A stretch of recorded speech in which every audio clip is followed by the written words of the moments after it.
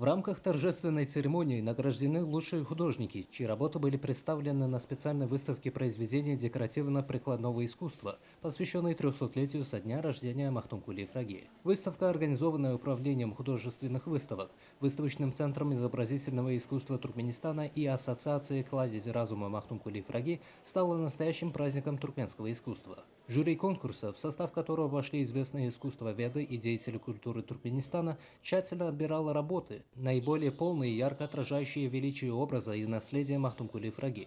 В числе победителей Хаджи Атаккаев за работы Махтумкули Ифраги «Откровение», «Пшеничное зерно», «Сын Азади», «Три дерева», Мекан Нануров за произведение Ибн Сина «Мане Баба», Айбиби Аманклычева за картины «Ангел» и «Весна пришла».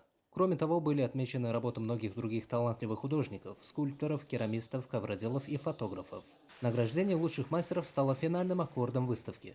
Победителям конкурса были вручены дипломы, ценные денежные призы и книги национального лидера Туркменистана Гурбангулы Бердымухамедова.